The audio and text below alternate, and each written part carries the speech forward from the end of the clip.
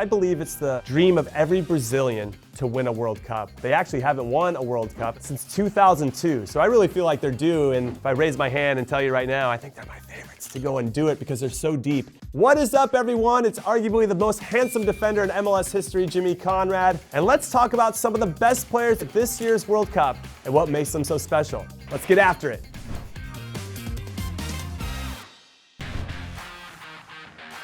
First up, let's talk about France's Kylian Mbappe, who at the age of 23 has already won a World Cup when they won it back in 2018, which makes me think that France have to be one of the favorites to do it again because they have these core of players, but also in Kylian Mbappe, a player who is a once-in-a-generation type player. He can do it all. He's so quick, and when you add that into his unbelievable IQ for the game, it makes him unplayable, unstoppable. Plus, when you have Leo Messi at age 35 and Cristiano Ronaldo at age 37, the game is ready for the next big superstar, and I think Kylian Mbappe is that guy.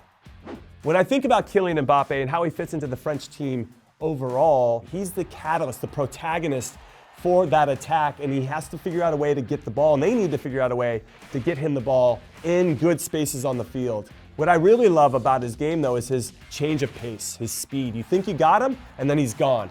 And not a lot of players can do that, and not only with the ball, but also without. And so that just gives him that combination, that threat that you don't know how to defend him. Do I get tight? Do I drop off? Let me tell you, I'm going to save you the mystery, any defenders out there. You don't have any chance of stopping this guy. And if he plays well, game over. France could repeat as champions.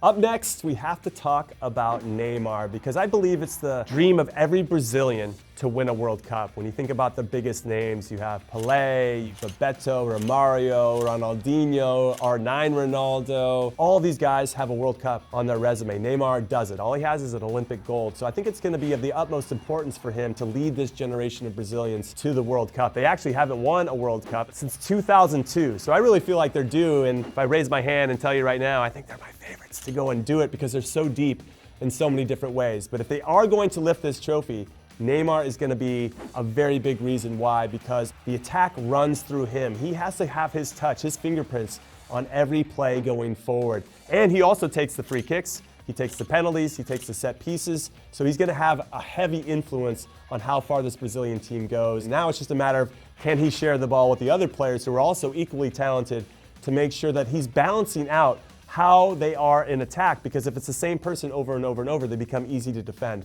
So it's going to be really up for him to spread the ball around and also get his own goals himself. And then once he does and gets that confidence, it gives confidence to everybody else. He really is an emotional leader because when he's having fun, the rest of the team is having fun too. So if he scores some early goals in this tournament, I really think that will be the energy boost and the confidence boost that Brazil needs to go on and win the whole tournament.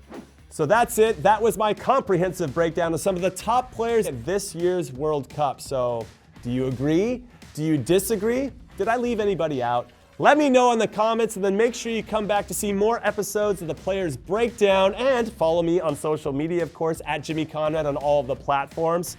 And of course, make sure you subscribe to Whistle.